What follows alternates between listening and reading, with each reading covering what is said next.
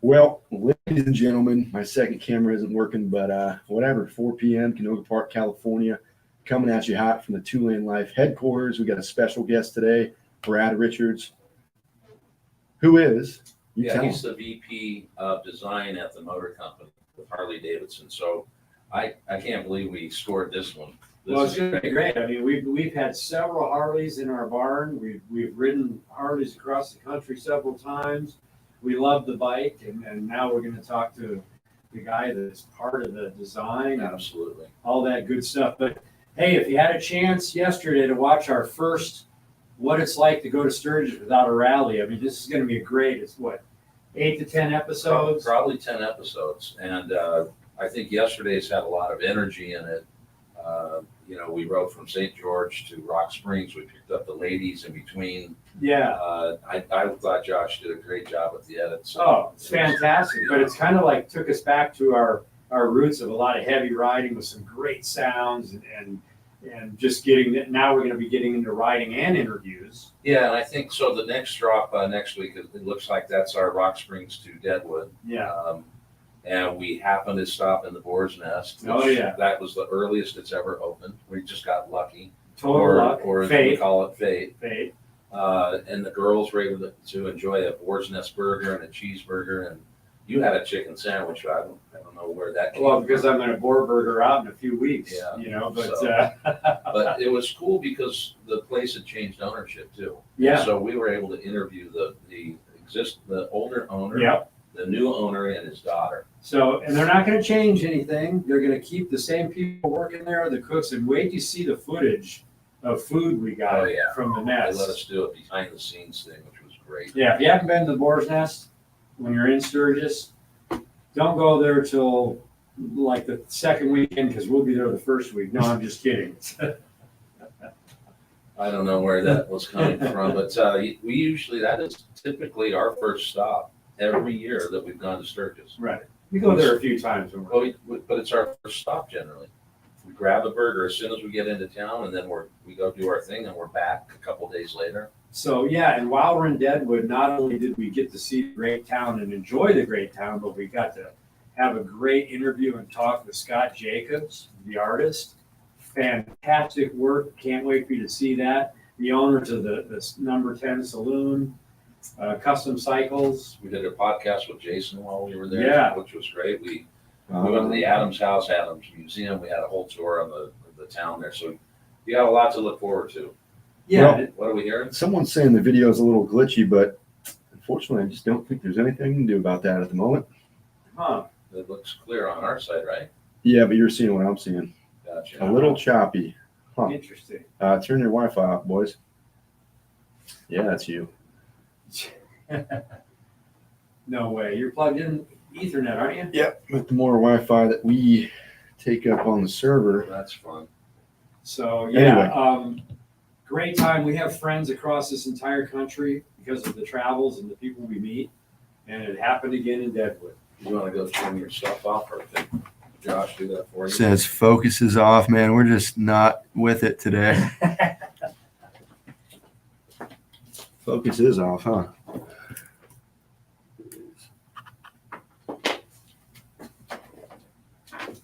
Anyway, Let's get this show on the road as soon as he gets this done. so hey, with no further, Let him get the much better. I think that's Better probably now. good right All there. right. I don't know. It looks a little out of focus, but I'll fix it as we go. Better now. Much better. All all right. right. Well, anyway, without wasting any more time, I let's was gonna bring say in. without further ado.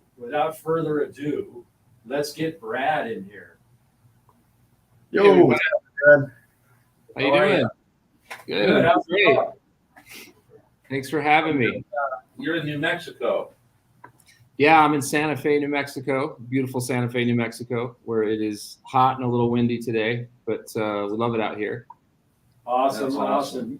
You know, I heard stories about you from my son because he was on some ride shoots and photo shoots with you, and so I kind of knew a little bit about you before you're actually sitting here with us now. Yeah.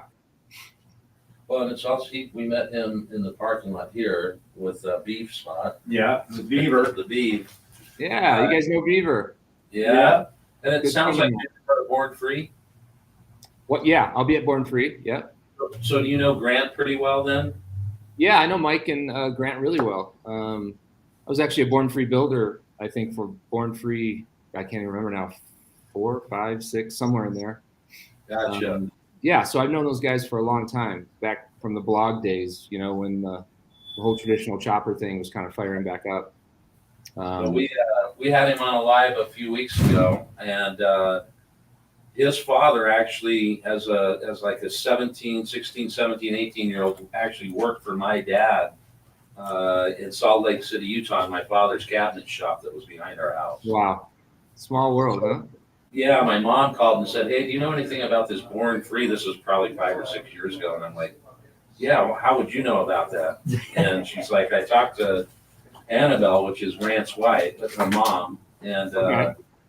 so it was pretty interesting to see. The last time I saw him, he was probably yay high, and now he's bigger than I am. Yeah, Grant's a big boy. What a character! What a great guy." Yeah, no, he's a great guy for sure. He's done a lot for the culture too. Yeah, we're going to be there on Saturday.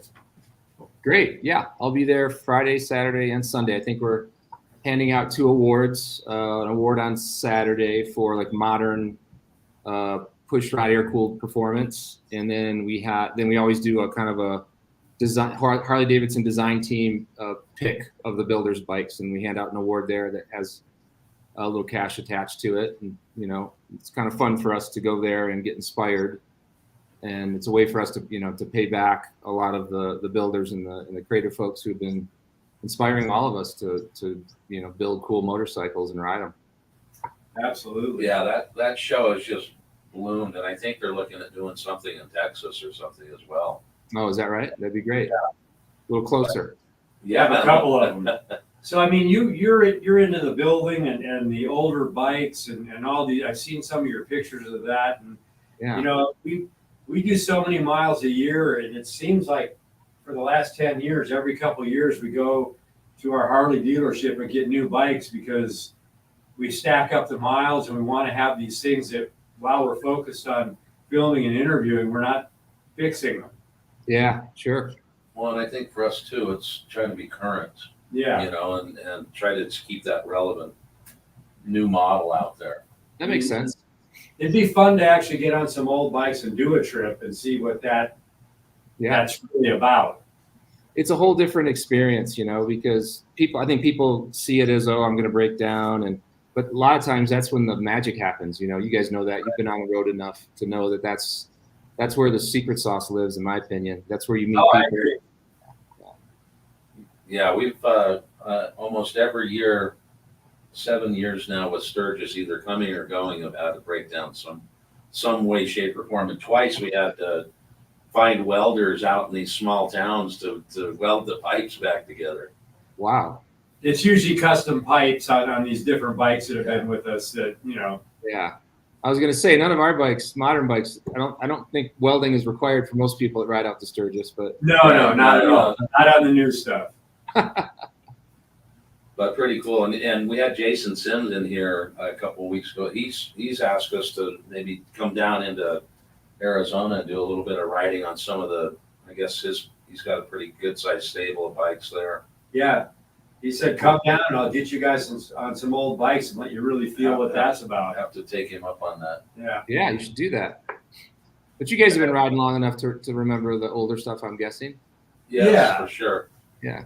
But, back then, That's a kind way of saying you're old. yeah, but back then I actually wasn't even about motorcycles. I was racing whitewater kayaks and I was a river rafter and Okay. a motorcycle wasn't even a thought. But Yeah. my son growing up on the dirt bikes and we got to a certain point where I got my first Harley and I was like, wow, this is fantastic. And I was actually the one that told my son, hey, get a Harley. So that changed the tradition of the family right there. Well, I think there's a connection between action sports and Harley Davidson. I mean, I was a huge skateboarder. That kind of defined my life for so long. And when I started getting old, I won't say I was too old to skate because I still do it every now and then whenever my soul requires it. But the same stoke and kind of, the same chemicals that are going through my brain when I was skateboarding and kind of, cheating death in that way is the same thing that happens when I'm on a motorcycle now. So it's to me, the connection between the two is very obvious. And I think people who do other, like BMX and, whitewater rafting, I'm sure there's a bunch of people that do that as well, like yourself. There seems to be a connection between the two, especially as you get a little bit older, and it's sort of like it's poor man's Zen, Yeah, there's a flow to it, and we talk about it often. We can come back from a 800-mile day, we make it to our house, and we come into our studio on Monday, and right away you're going, "What's our next trip?" Right. Sure. Well, and Harley commissioned a study. I think it was like 70 people or something like that, where they put skull caps on riders and measured, all the endorphins and things that were going on in the brain and the heightened awareness and the adrenaline and all. It's just, it gives you that. It's hard for people to understand when you're riding through, especially out here in Orange Grove or a fresh cilantro cut. Yeah. The smells and just what it does to you. Oh yeah.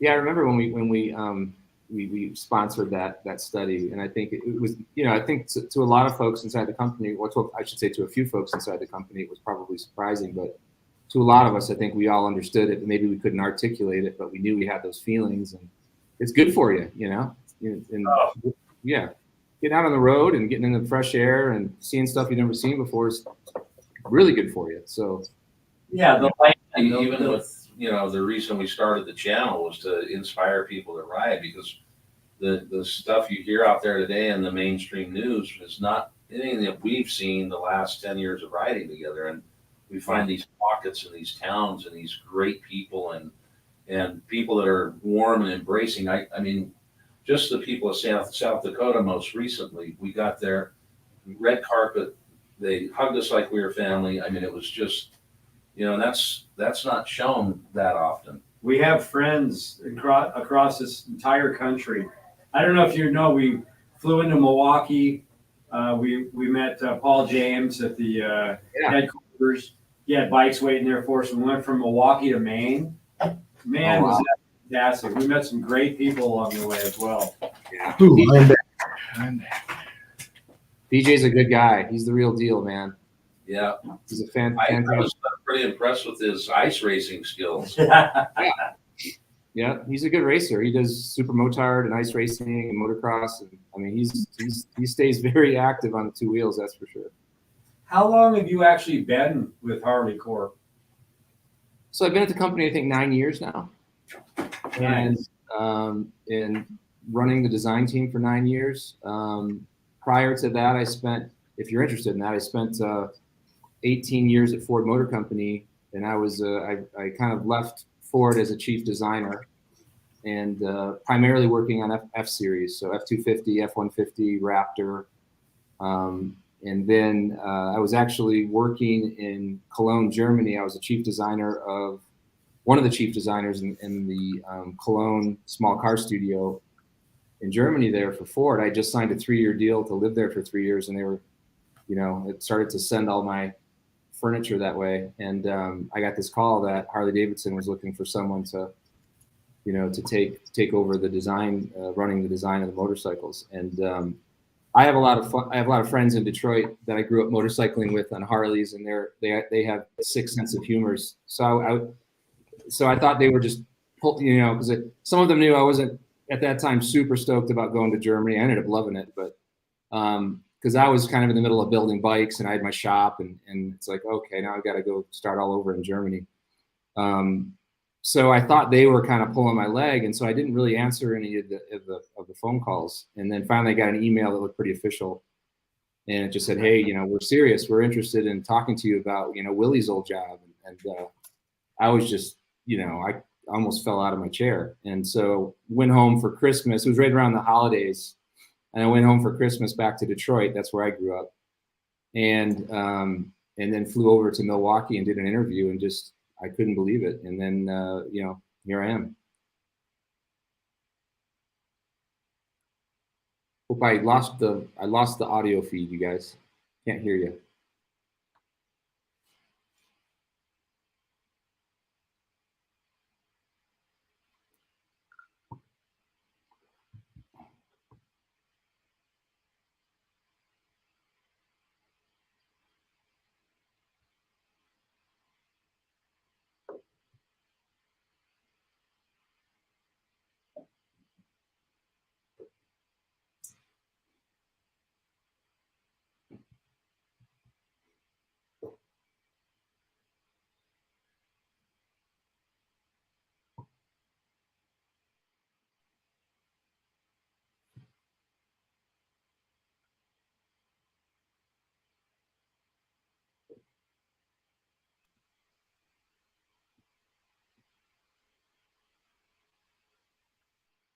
Can you hear us now?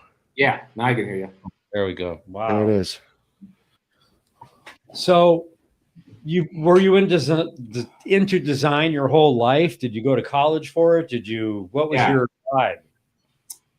So yeah, I had a mother who was an artist, and so she and I, my father was a history teacher, so I kind of grew up with like visuals and story, and it kind of like I don't know if that did something to me or not, but I was always really enamored with things with wheels, and so when I showed some mild talent to my parents for sketching stuff, mainly trucks and cars and motorcycles, they really kind of threw gasoline on the fire and said, "Hey, this is something he could do." And so Lord knows I couldn't do anything else. So, so I got a scholarship one summer to the local art school in Detroit called the College for Creative Studies. It just happened to be world renowned. I didn't know it at the time, but like 60% or 70% of the automotive designers in the world come out of the school. So, wow.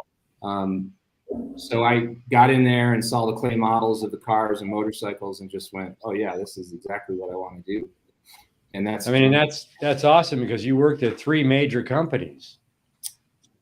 Yeah. So I had, and I worked for a supplier prior to Ford Motor Company where I was, where we actually worked for a couple of major furniture design companies, Herman Miller and Knoll, which are some big names if you follow that kind of stuff. Yep. So I didn't really know what I really wanted to do, but the automotive thing seemed like I love gas and oil. We had motorcycles. My friends in the neighborhood, we didn't have the money to have a motorcycle, but I had some friends who had like some dirt bikes, so we would jump on those. And eventually, I got a paper out, and it was one of those paper routes where it was before school, and I think I had to get up like at 4:30 in the morning, and my dad was, he was pretty hardcore about me having a job as soon as I could walk. And so once I did one paper route, he's like, you're going to have another one. There's a third one over in this other neighborhood. And so I said, Dad, I can't do it all on my bicycle. So we took I got a loan from my dad for $300 and I bought a Yamaha hopper. And then we built like this little rack on the back for my papers. And I was able to do 3 paper routes before, I went to school every day for 5 years. Wow. So, I like your dad. That's a great story. Anyway, my dad's story. He's a good guy. But so that was sort of my introduction to 2 wheels. Wow. I mean, that's Josh great. Doesn't even know what a paper boy is. That's funny because that's similar backgrounds, Yeah. That back in the day, you got to find some hard work. And yeah, I think my first job was a dishwasher. My scoutmaster's brother-in-law owned a pizza place, and I was like 12. Well, it's the hard work. But that's child labor in the U.S. Makes you creative and makes you do stuff. Yeah. So it was good. I hated it at the time, I'll have to admit, but now I think it was great because you kind of get that in your blood early, and then you realize you can make things happen by just some hard work. Yeah, for sure. So speaking of hard work, you guys we were part of the launch in January. We filmed with our wives the bike launch there for the limited, and we were able to see the STs up close and personal. So yeah, give us a little bit of background there, and you proud of that? We've got a couple sitting out here ready to get some bars on it, but they're great looking bikes, I got to tell you. Yeah, I mean, we're obviously super proud of that motorcycle. So the Lowrider ST is a really important bike personally for me because it was.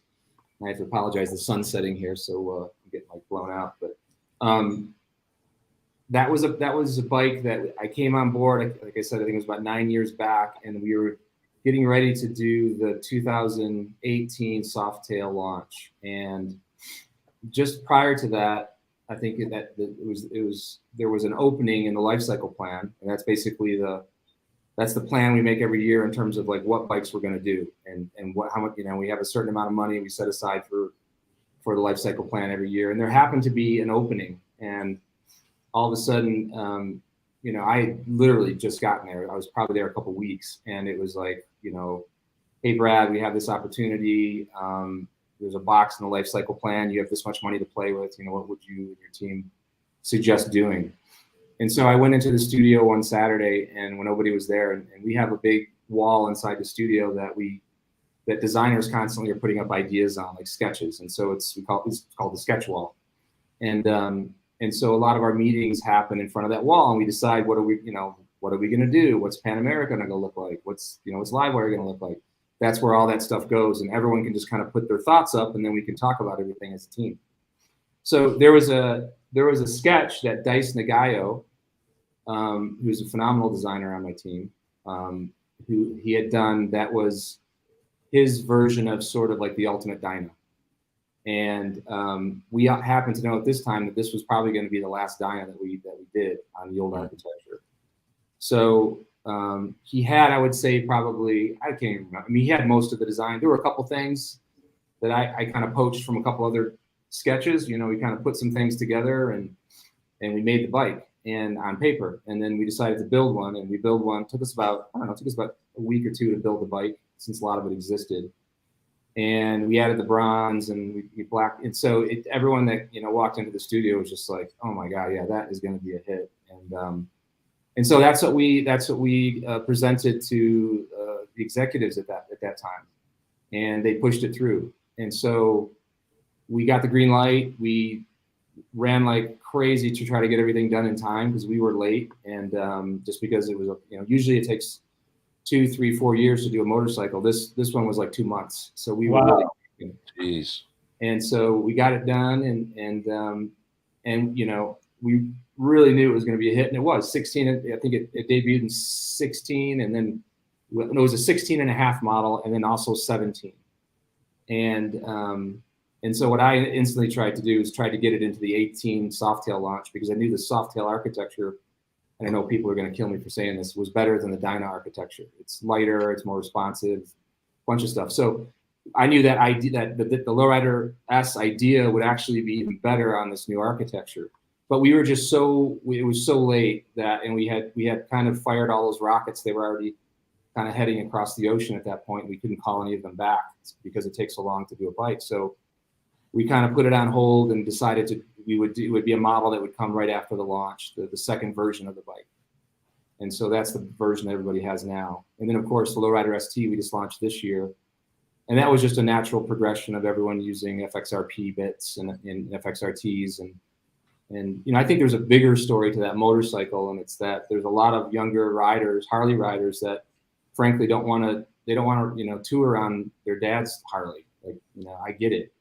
And so what I think is so special about Lowrider ST having the bags and the fairing is it allows people to dip their toes into long range riding without committing to the full big dresser. And I think in a lot of ways it's going to be a gateway drug to the bigger bikes. And so strategically, it was a really good move at the time to put that in a life cycle plan and to execute the bike that way. And I think the first 300 bikes that we had built in the factory sold out in 3 minutes. Right. Yeah. I mean, you can't find them. Yeah. We have one sitting here though. So we have two. Well, we have a big one, and then we have the ST. We have the other ST that there weren't.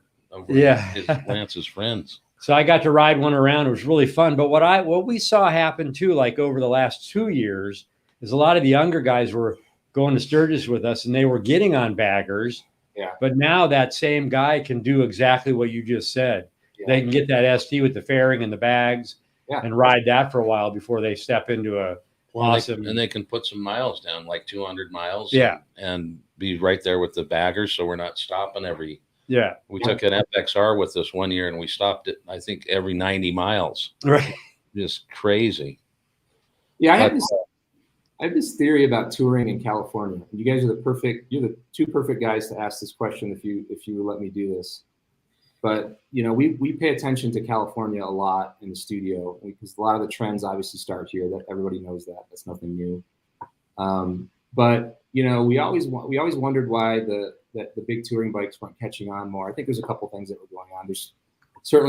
There wasn't the evolution aesthetically that the other bikes had, over the years. So that's something that we need to address. But I think, when I have a lot of friends that live in California, live out there, and growing up in the Midwest, the first time you go do a kind of like an overnight or cross state rides, and it's usually going to either Daytona or it's going to Sturgis. that is like when most people, at least for me, got bit so hard by the Harley Davidson bug because of a couple things. First of all, the bikes are so damn good cross country. You know, they literally, if you think about the history of the Harley Davidson touring motorcycle, it was really designed around the creation of Eisenhower's interstate system. Prior to, you know, Eisenhower coming back from World War II and building autobahns all over America, the bikes were essentially cruisers. You know, 30s and 40s knuckleheads and panheads are basically the size of our cruisers today. Right. And so once these big stretches of freeway opened up that you could kind of motor at high speeds, the bike started to evolve to, you know, work with that infrastructure. And so that's how Grand American Touring was created. And so I'm covering a bunch of points here at the same time, but thinking about growing up in the Midwest and a lot of people growing up in the center of the country, it's pretty flat in a lot of places. So you're always riding 2-3 days to get to the good roads. But you guys out on the West Coast, you go out your front door and you've got like incredible canyons to carve. And so the bikes that you guys are using aren't necessarily the big touring bikes. You know, it's the more performance, it's like the Dynas and the FXRTs. And that's the stuff that this generation seems to be, you know, kind of like gravitating to. And my friends in Detroit, we grew up like wanting the big touring bikes because we knew we could throw everything on there. We could be gone for 2 weeks and live off the bike. Because the good roads just weren't around, frankly, especially in Michigan where I grew up. It's basically a giant grid. Right. So my theory is that, you know, if Harley Davidson, I think more people had grown up in California, you know, the bikes may have evolved slightly differently, but they are what they are now. And now the touring bikes, everyone's making performance bikes out of them. So it's happening anyway. You know? Yeah. Well, I think you guys are onto something, and I think it's going to be a little bit of a lasting, you know, tale here for a little bit. This bagger racing league and performance baggers. I mean, not every guy can take a road glide and wheelie it or burn rubber like a Sea Bear Stunts or something like that. But you know, guys can grab the throttle. Now the question is whether they should or they shouldn't. But if a bike is built that way, we've seen so many younger guys out here build these Harleys, these baggers up. You know, they're extending the suspension, they're lightening the bikes up there, and they are running the canyons. And speaking of running the canyons, if you rode with us to Sturgis one time, we have the likes of Cole Seeley, Lance Corey, Junior, Luke, and it's a shit show. It's a rip all the canyons, and we're on 800-pound baggers. Yeah. Well, you know, I've been riding these big Harleys for years and years and years. When I was at Ford Motor Company, we did the co-branded Harley Davidson trucks, and that's how I met Willie and the design team back in the late 90s and early 2000s. Is they would come to the studio in Dearborn, and we would show them the next Harley truck, and they would tweak it and give us their ideas, and we would kind of bounce things off one another. One of the benefits of that relationship, Ford and Harley Davidson working together for so many years, is that every year we would send them a bunch of F-150s and 250s, and they would send us a bunch of touring bikes. And so in the basement of the design studio in Dearborn, we had like 6 or 7 road glides and road kings and street glides. Nobody there knew what to do with them. Right. I said, can I ride these? And they're like, oh yeah, absolutely. That's what they're for. So they were for executives that would fly into Sturgis to like launch the Harley truck, and they could be seen, you know, on a road glide or a road king. So I immediately started riding these things in my, you know, this would be my mid-20s. And I had friends who were like, my friends were in Detroit's got a really strong like Ducati kind of cafe racer scene. And I would, you know, I realized that the Harley Davidson touring motorcycle is so much more capable than most people think in the twisties. Like you can ride the snot out of one of our bikes. It's incredible. People are just scratching the surface, I think, in terms of what they're truly capable of. Well, I always say this when people go, oh, you have a big bagger. What's it like in the canyons? I'm like, when you ride a bagger, especially the baggers now, when you're in a canyon, you're really going, they're like feathers. They are so great right out of the box. I mean, I've had a Road King, 2 street glides, 2 road glides, and they're just all, I love every one of them. When the new one comes out, I see them, even if not a lot has changed. I just love them. I mean, I like the Road King way better than I like my Softail in the canyons. feels more solid to me, lower center of gravity. I agree. You know, No, I think the design, I think it was what, 4 or 5 years ago, you lowered the bikes a little bit to get a not as tall person, I should say, less a height challenge person on flat footed. And I think it's really helped the center of gravity. And I can't believe how well we can push an 850-pound bike around corners. Yeah. I mean, it's amazing. Yeah, there was a major redesign in 14. That project was called Rushmore, and I think the frame was a new frame, and that really improved the way that the bike's handled. But it's funny. There's this connotation in people's minds, and you guys are talking about it about the weight and so on. And one of my favorite things to do in a canyon is to sneak up on somebody on an adventure bike or a sport bike on a street glide or a road glide or a road king, because they are so damn stable. Our engineering team has just done an amazing job making something that shouldn't be that stable and that something that heavy feel that light. They've done just an amazing job with the bikes. Well, and now with the STs, it's like we've kind of unlocked even another right. Rider. Well, when I first went for my first driver test to get my motorcycle license back in 2008, I had a Road King, and everyone said, "Oh, take this 70, it's street legal, and do the road test on this because you'll need to." Or I went there on that and failed. Take this 125, it's perfect. I failed. I went with my Road King and rode around the thing, and when I went to the test, I passed it on the Road King because I felt way more stable and way more in control. Yeah. 100%. But they're laughing because they rode dirt bikes their whole lives. I never did. I mean, I was taking my son to the races. No, I'm laughing because I'm picturing you on a set. I was into kayaking and whitewater rafting, and then all of a sudden, then back then, if you said you're going to get a street bike, I would have said no way. Now I don't even own a car personally. I only have a Harley Davidson. My wife owns a car. Yes.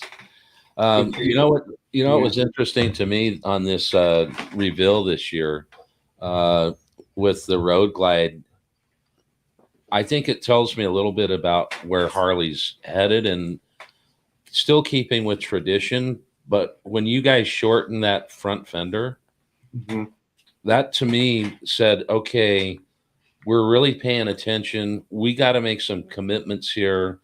The motorcycle industry needs that shot in the arm again, because that front fender on a touring bike has not really changed that much over the years. No. And that was a big step. And that's something I noticed. I don't know if that's right or wrong. No, you're right on the money. I mean, so let's go back to my conversation about the evolution of the Grand American Touring motorcycle, which we are the market because of just the volume that we created. And we created that motorcycle. Everyone's tried to copy it, but no one's been able to do it. And so one of my personal, objectives with being here at Harley Davidson is to start updating that particular part of the portfolio in the right way. Because I think for a long time, if you think about Harley Davidson, especially in the kind of the golden years, which I will call, but the recent golden years was, the late 90s through the kind of the early 2000s, where, there were waiting lists and, basically everybody wanted a Harley Davidson. And there was a thing with folks about nostalgia at that time too. And so the bikes, what was so cool about Harley it wasn't like a marketing move. It's the fact that for so many years, we didn't have the money to evolve the aesthetic. And so when everyone finally came around to, we think old stuff's cool. Well, there's a Harley Davidson that hasn't changed since 19. Right. Right. So, and that played so well for a certain customer. It was right on the money, and it generated massive amounts of money for our company and for our dealers. And but the reality is now is that it's a different generation, it's a different customer. The expectation in terms of form factor change, if you think about automobiles or even like consumer electronic products, it's almost instantaneous. So it's unfortunately this play of like never evolving the bike is not going to work anymore. And so, but what's important is that we don't lose sight of the history and the lineage and what made Harley Davidson Harley Davidson. And that's where the trick is getting it. Having one foot in the past and the story and making sure that people get the connection to the four founders in 1903, but create something that also makes the current motorcycle that they bought 2-3 years ago kind of feel a little bit outdated, and they want to opt up to the new bike. So that's that's the challenge that we have inside the design studio. But things like that cropped fender, going back to the shorter bags, that's all trying to get people to think a little bit differently about our touring motorcycles. And also, it's what people are doing in the street anyway. So some of this stuff is relatively low-hanging fruit because there's such a great relationship that the motor company has with our riders and customers, because we influence them, they influence us, and that's how trends are born and trends die, and that's how the new thing comes along. So it's always this, I call it this kind of visual conversation we're having with our customers. And so we're watching what happens, but we're going to tweak it a little bit and try to shape it ourselves. We're not just going to follow trends. We're going to try to push it in different ways. So Pan America is a great example of that, you know, trying to do an adventure bike in a very non-adventure bike way. Well, I mean, it's one of the funnest bikes I've ridden. I mean, and we put them through their paces a little bit. We had some fun on them. We had a few, you know, bumps and bruises, but we all to each one of us said if we had another bike in the garage, we'd definitely have a Pan America. I mean, we had a great time. We had 4 bikes. We went through the desert, up in the mountains, and they are very, very resilient. They're very comfortable. I mean, we were very impressed with them. It was a good time, the Pan America.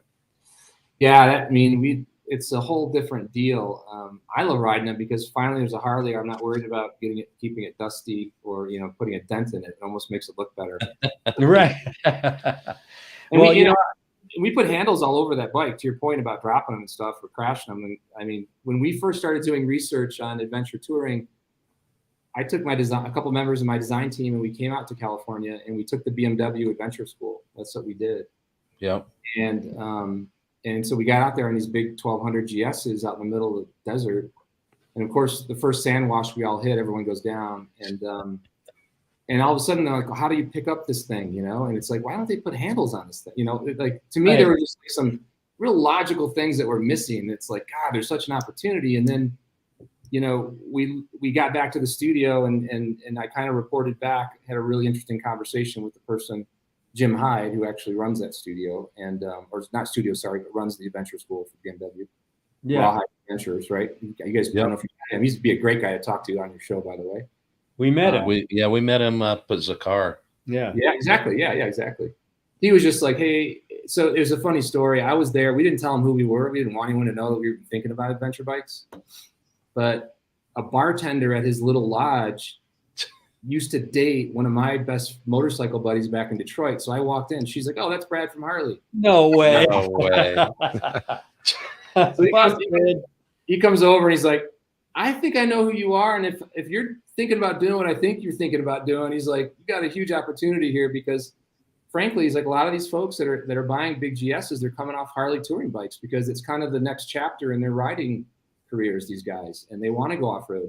They don't necessarily want to do it on a BMW, but that's the only thing that kind of exists right now. So, you know, that's when I went back to Milwaukee and kind of told that story to everybody. And then we kind of hit full throttle on Pan America and made that thing happen. Well, I mean, back to like you were talking about the heritage and the new bikes and old and keeping all that going. It's like, I mean, I've ridden a couple different motorcycles before, but when you are on a Harley, it has this soul, it has this history. It feels good to be on it.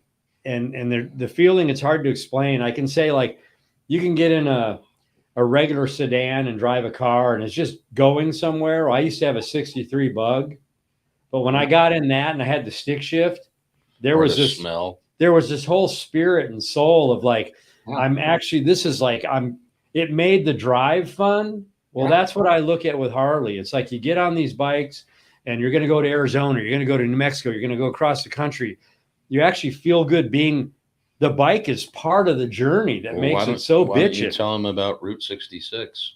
Yeah, I mean, I've always said this. I've had people talk to me. I've never heard anyone from another country say, I want to come over to America and ride Route 66. They always say, I want to ride Route 66 on a Harley.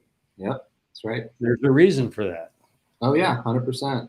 And that's why we, Josh, Galen, and I, we always want to get on our bikes and go bring this road trip to the people of America, the world, I don't really like Harleys. You love them. We No, might, I we might have an opportunity to with when Normandy is it the 80th or 80th? With Jason Sims. He's got 441 Army WLA.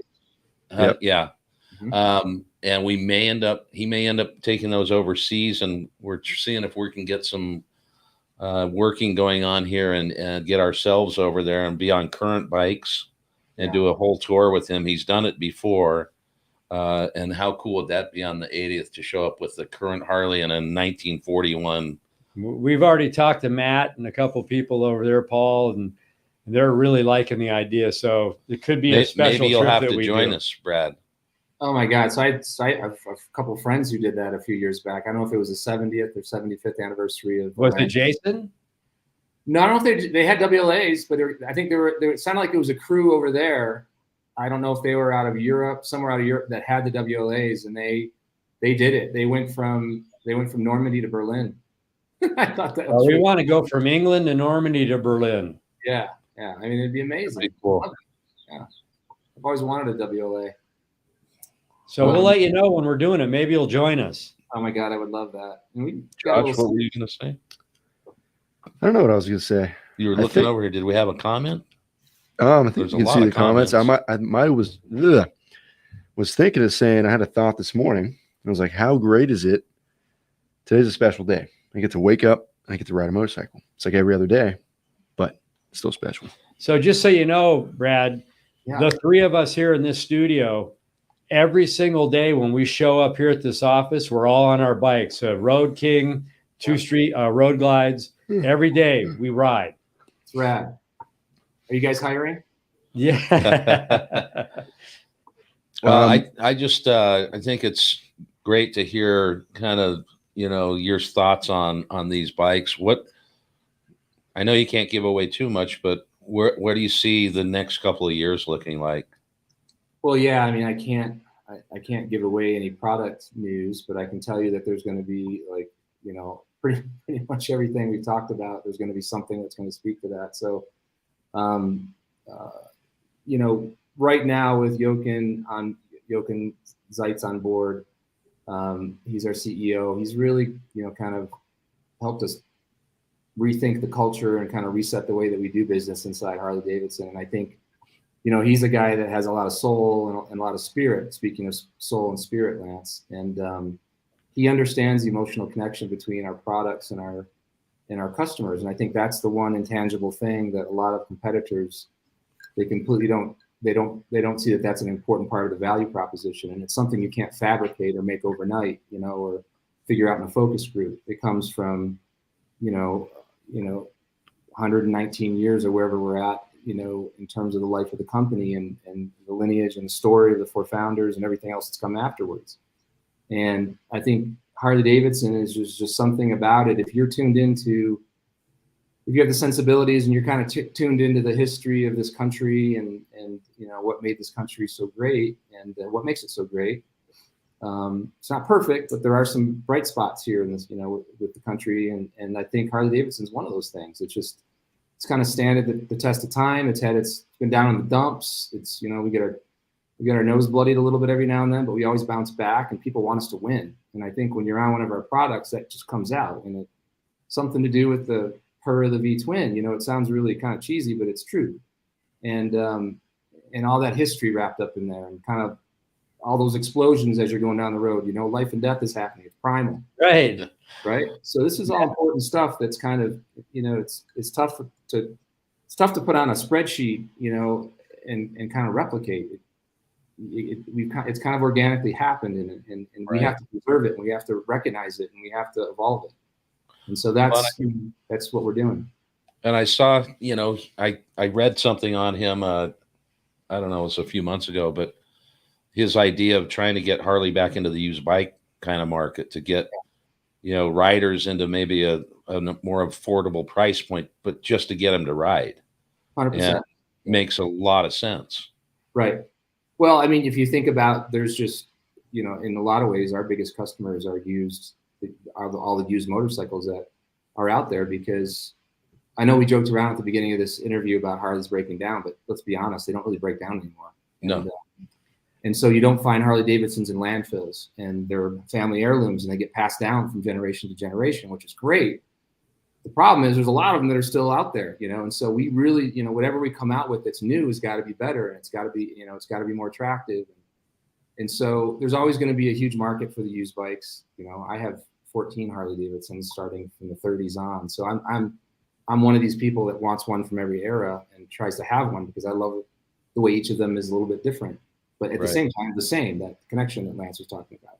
They're awesome. I mean, we call our bikes time machines because 100%. We go back in time. Every trip we're on, we go somewhere that has all this unique history and things that like you're talking about. But when you get off your bike, everyone loves their bike. You get off your bike, you look at it. I mean, it's not like you get out of a car or off a bike and you leave.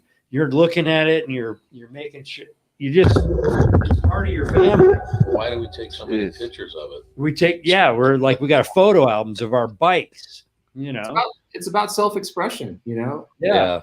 So you guys want to, I'll give you a little other kind of history lesson I learned from the guys at the museum, from Bill Davidson and his great crew there.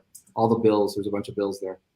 Redenzel, Jackson, Davidson. Anyway, you know, when I got the job, and I knew a lot about Harley, but like I spent probably, I rented a loft that was right next to the museum, and I was, every day after work, I would go to the museum. And I knew in this role I had to be like fluent, and so there were some blind spots I needed to kind of shed some light on in my own mind. But I always wondered when, you know, when did motorcycle go from logical transportation to lifestyle? When did it become a form of self-expression? Right. And it happened in the 20s. It happened when Henry Ford produced an automobile that was actually cheaper than a Harley Davidson. Wow. And at that time, the company panicked because it was like, oh my God, you know, we've been selling this as like a very logical expense for great transportation. You know, it kind of replaces the horse and blah, blah, blah. And so all of a sudden you had four wheels with a roof and windows and a much better way to get around than a motorcycle in a Milwaukee winter. And so that they had to pivot, and being great marketeers that they were, they realized that, you know, this was an opportunity for people to start to kind of create the motorcycle culture. And I think they took a little like kind of cowboys, you know, dressing up their saddles and their rifle scabbards and thinking about that and then paint also happened because the Great Depression was happening. And we didn't have money to update the motorcycles. So we realized, well, shit, we need to offer more than two colors of paint. Because at that time, it was basically black or green. It was army green or black. And so we offered red. And then we offered custom colors and pinstriping. And that just absolutely took off like they didn't think it would. And that basically indicated that there were people out there that were using their bikes to express themselves. And I think that's exactly what a Harley Davidson motorcycle is. It's a canvas for self-expression, and that's why customization has been so important to the company over the years. And that's why shows like Born Free are so important to the culture and to the brand as well, because that's where we can go see what everyone is thinking and doing. And you can tell so much from somebody without even having to talk to them, just by looking at their motorcycle. Right. And the beautiful thing about that, on this what point you're saying, is when you get a Harley Davidson, you can actually do a few things that you personally want to do to the bike yourself with a wrench, right? And be stoked, like, oh, that's mine now. Look what I did. But I think that's the big draw, right? Yeah. I mean, it's everyone's bike it's like their bike, your bike. And we had people in here today getting some stuff, and it's like they want to personalize it to their desire. Right. You know, maybe they changed the bar from a black to a chrome because they want a different little vibe, or I mean, but it's personalization. Yeah, 100%. Well, we love our bikes. It's funny because we get out so much, and we're down in places when we often imagine and because this is coming up because of what you said earlier, but we feel like we're kind of on these horses, and we have our comms, and we're talking about, man, can you believe guys used to ride across the border through Mexico here up into you know, Phoenix and into these different areas and Tombstone area, and I think we're time machines, but we've got this kind of cowboy feel, like we're out in the open, A lot of times where we ride, there's not a lot of cars, and it's just our own road. We try and find the 2 lanes as much as possible, you know. Oh, I guarantee you that folks that did what you're describing, people that just manifest, people that were just kind of chasing, they're trying to better their lives coming from the east to west. And they were, a lot of that was life and death, but I'm sure there were a lot of them that also were able to look into the sunset and have these feelings and say, wow, there's something to this vast space, and being out here on my own and being on a horse and being self-sufficient. And, that's all plays into the mythology of being an American, so. I mean, we came around South Lake Tahoe on this one journey we were on, and it was raining and snowing on us on the top of the pass. And we came around the lake and it was cloudy and they were starting to break. And this is stuff that wouldn't happen if we weren't on a motorcycle. Right. And we come around the corner and it was white and this weird, eerie look, and the clouds broke and we saw a rare flat rainbow that was laying on the lake. Linear. Wow. And we were all filming. We all had our cameras out and we're riding, and we're like, it's kind of like Aurora Borealis. Going, do you realize what are we seeing right now? And within seconds it was gone, but we captured it. And if it wasn't for motorcycles, we wouldn't even have been there. Yeah. They're magical devices, aren't they?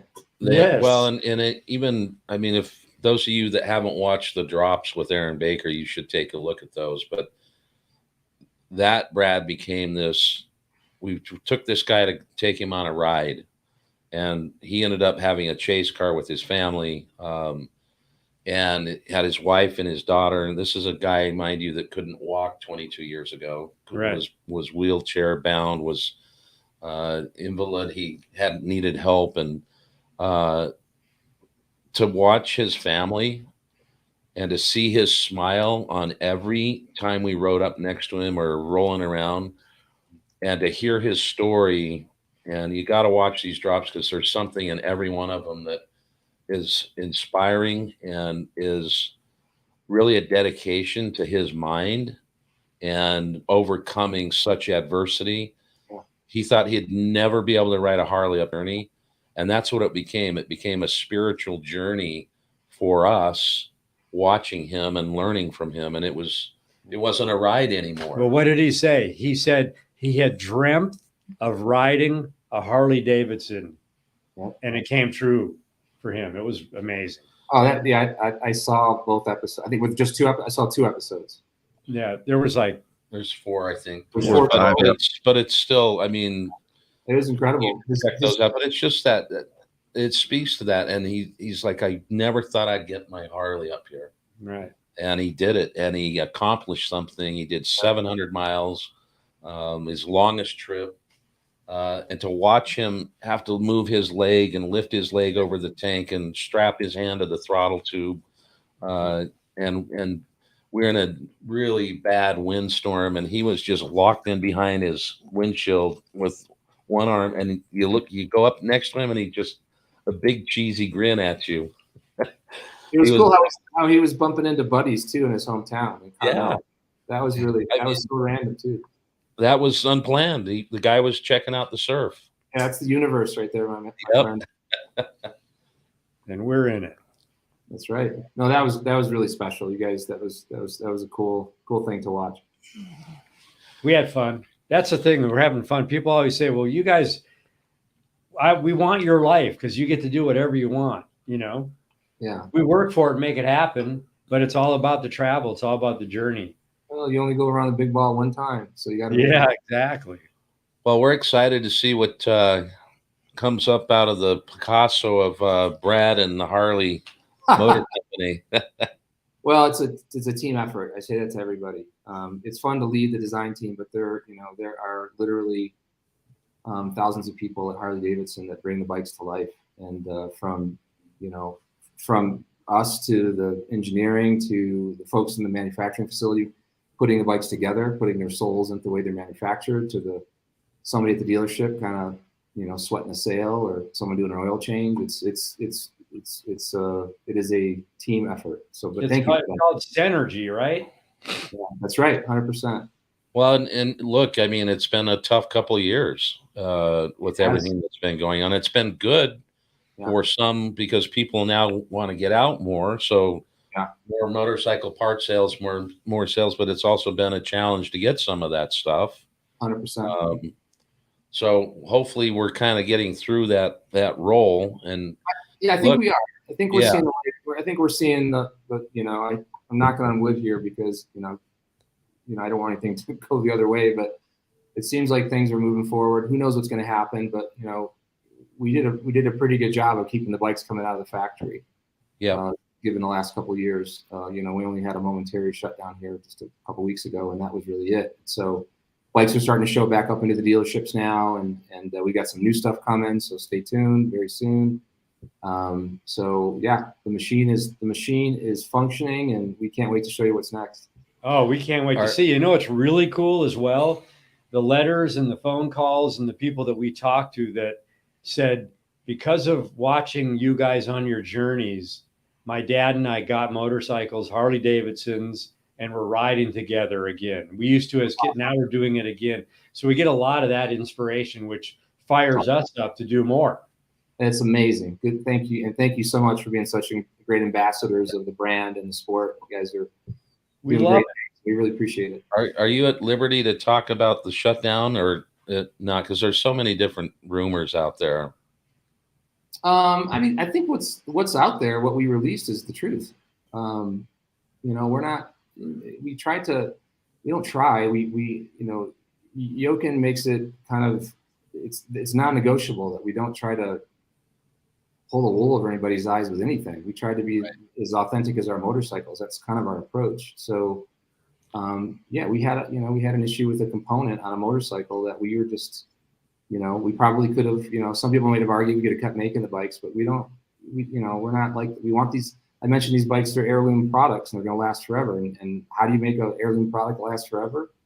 You sweat the details and you make sure you don't do something with a part that's going to compromise the experience. And so we made a hard choice to make sure that we preserve the brand for the future. Well, we agree with that. That's great. We like when people step up to the plate and say, "Hey, we got a fix here." That's right. I mean, 100%. yeah. So designer, you're the VP of design. So in your younger age or even now, were you a painter? Were you a fabricator? Were you what art background? I was my scholarship was actually for I did these big abstract paintings in my basement, and so I got a scholarship for those. I showed them I grew up in Michigan. They had like a Scholastic Art Awards regional art show, and I put one up there, and they gave me a scholarship. And so, so I was a painter, but I was really into model kits, like huge, like you know, kit bashing, you know, custom vans and 40 wheelies, gassers, and that was my thing. And like the Revell, the knucklehead chopper. I mean, really, all that. So I mean, I was totally into model making. And so, and the other thing, it might not align with Harley Davidson, although I guess it does now because we have one. But Legos was a huge thing. Oh yeah. I mean, my parents just, you know, we bought boxes of Legos, so I was always making stuff and just always questioning why. Why is it this way? Why is it that way? So I think that's all part of being a designer and growing up and just wanting to make cool stuff and also wanting to improve the way things work and the way how they improve people's lives, you know. And so that was all. It was all in that, and then like I said, I went to the College for Creative Studies and saw people carving, like shaping cars with clay, and I was like, well, that's, you know, I don't know what that is, but that's what I'm going to do, and that's what happened. So have you carved anything with clay? I'll tell you what, I haven't in a long time, but I did a lot at Ford. I did a lot. You did at Ford, I think. I mean, I don't want to. No disrespect to the fact I got to say this. There is a profession of clay modelers. Like, this is another skill that I don't have, and these guys and girls are incredible. They learn how to shape the clay, and they can make anything. And they're amazing. It's absolutely amazing, and they're just as talented as the design team is. And so we have clay modelers on our team, and at Ford we had a massive clay modeling team. You know, literally hundreds of people that could do this. And we use clay because we quickly change our minds or want to try something different. And clay is a really great medium to do a bunch of things, different ideas really quickly, and you can change them. So I don't know if that answered your question, but you know, I run the team now, so I rarely do a sketch. It's Well, I used to build the models as well that you were talking about, and I was in a store last week and I saw a model and I was about to buy it, but they wanted $25 and it was a snap-on model. You know, the where you snap them together, no glue. mm-hmm. I mean, those aren't the challenging ones, but they wanted $25 for that thing. Yeah, it's crazy. See, I built models as a kid too, but they were all planes and glues, warplanes. Yeah, I don't even know if kids know what models are. Yeah. Oh no, I had tons of. My whole ceiling was World War II piston. Yeah. Yeah. For sure. Completely obsessed with that. Got, I'm reading a great book right now too, Lords of the Sky. It's about the birth of the combat fighter pilot from World War I all the way, I think, up until Wow. Was Matt telling us he's reading that? Great. Yeah, I told Matt about it and he loved it. Yeah, it's a great book. He was telling us that the other day. Yes. It's such that a did great sound book. We'll have to check that out. Yeah. Anyway, there you go. So we got a quick question. What's the bike behind Brad? It's a 1999, 90. It's a late 90s Sportster. Who's a hugger. Okay, I gotta go here. That a few years back, probably, I don't know, 10 years ago, I have a thing for the high-speed Daytona racing bikes, like the XRTTs and KRTTs. That whole era of Mert Lawwell and kind of the fully fared flatheads and side valve Harley Davidson racing bikes. It's like my sweet spot. So I always wanted one, but I can't afford them because they're super expensive. So I just built a Sportster to kind of look like those. Well, it looks like it. Yeah, thanks. Awesome. And do you follow the Bagger Racing or the Moto America with Kyle Wyman? Yeah. It's so thrilling, you know. It kind of reminds me a little bit of the Trans Am racing in the late 60s, early 70s, like how cool it was to see all those sedans and muscle cars out there banging fenders. It's it's like something that shouldn't be going that fast or look that cool. It does. And Right. and I think that's what people love. They're in the stands looking at the Wyman brothers go by on their road glides, and then they're turning around looking at their road glide in the parking lot. I mean, it's the NASCAR formula. It's right. I mean, it's amazing. I was so impressed the first time I saw him. I couldn't believe it.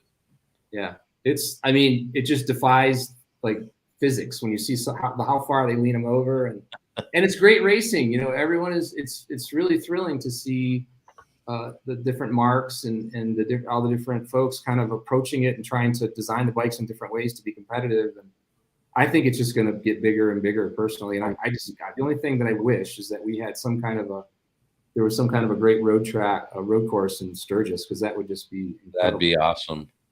You know, we have a buddy, Luke Leatherman from Fueling, and was in the first race, and he said it was interesting to hear him describe as soon as the Harleys lit up and went around the first lap, he said everyone walked to the walls. They wanted to see, because the thunder of the Harley going around that thing, people, guys on the metric, and just what the hell is that?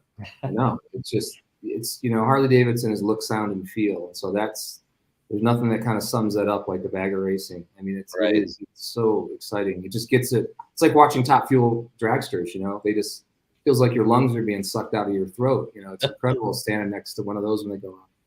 Oh, the ground shakes and the rubber flying and Who's this? Oh, this riding with yogurt. Wow.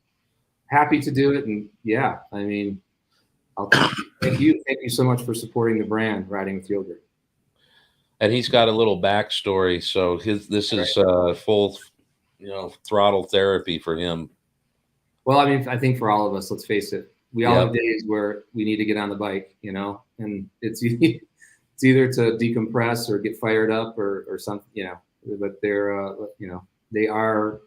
incredible devices that have a tendency to mend your soul. So I get it. Well, it's hard to have a bad day when you ride your Harley to work. Except all these people in California can't drive for shit. Hey, Brad. Yeah. We really appreciate you taking the hour of your day to hang out with us. Yeah, I'm so stoked that I got to do it. And I think what you guys are doing is just, is really cool. And it's very well done, the way you put everything together. And thank you so much for supporting the brand and having me here. I mean, yeah, I mean, I'm just a dude from Detroit. So thanks for having me on. And Hey, dude So- from Detroit. I don't know if you heard me before, but I was actually born in Detroit, Michigan. I think you did say that. I worked good. in Detroit, actually in the city. Yeah, I don't know if it was Lansing. I got to look at the Lansing. He was there Detroit, for a whole real 6 close. months. I grew up there for 6 months. Well, you're a Michigander by birth, man. So Right. we'll do the secret handshake next time I see you. Yeah, So- absolutely. So will you be there on Friday, or I mean Saturday at Born Free? Yeah, I'll be there. I'll be Friday night. Yeah, Friday night at Cook's Corner. You can't miss that. That's the Built Well People's Choice, right? That's a good thing to go to, and it's a great party. And that's kind of where I see everybody that I haven't seen in a year. And then yeah, Saturday and Sunday I'll be there both days. Okay, we'll Well- look you up. Yeah, and I'm thank you for bringing my pan head.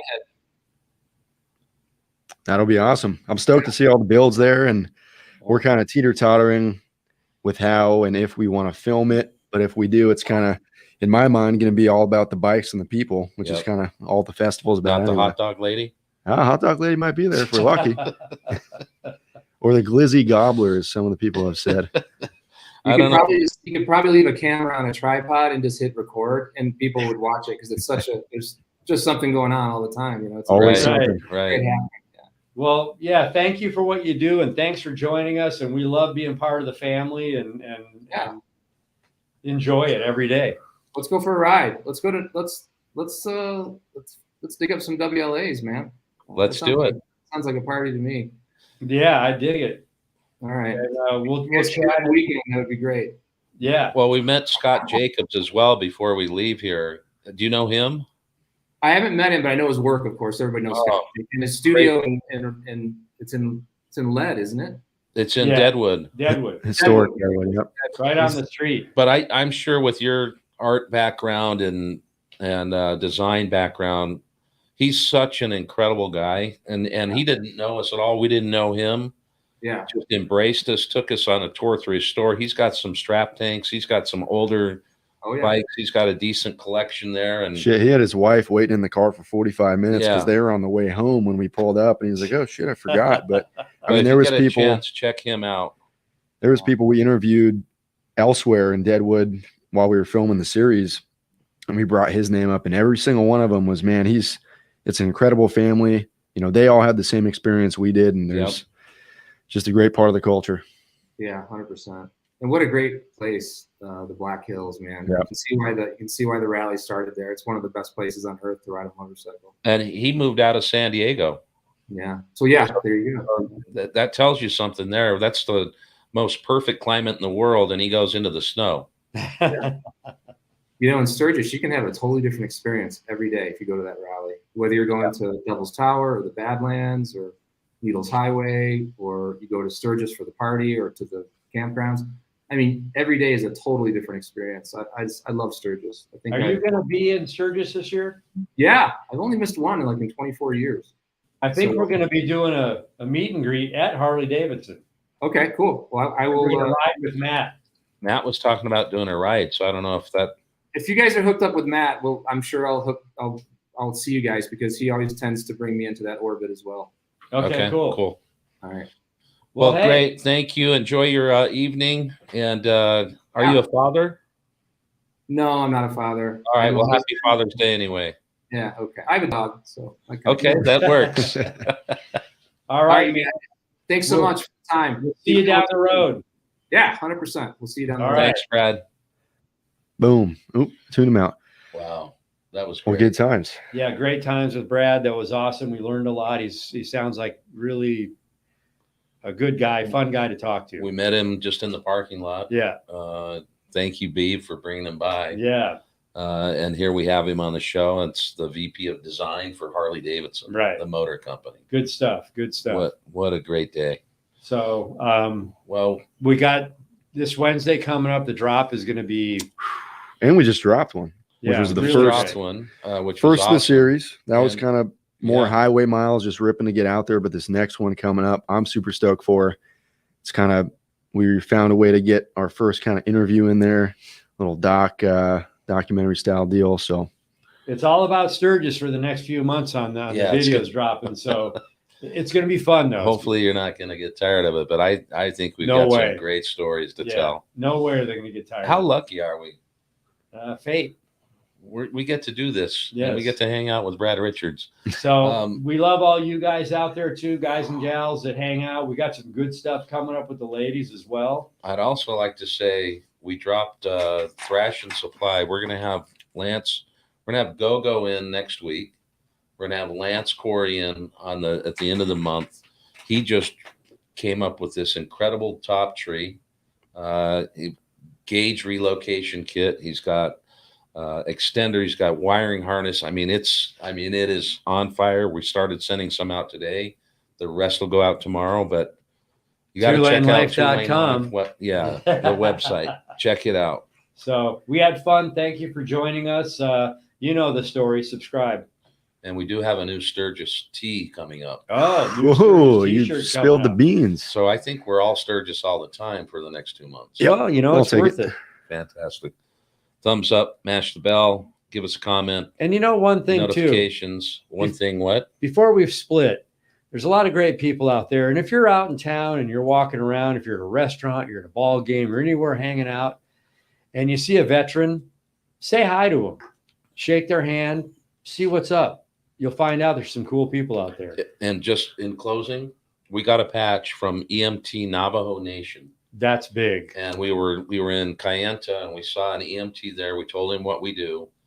He sent us a letter that talks about the patch and the colors and we've got it up here on the wall. So we called them the day they sent it to us, the day we got it, and mentioned that we didn't know the name of the guy. And then we got a message the next day saying that was me.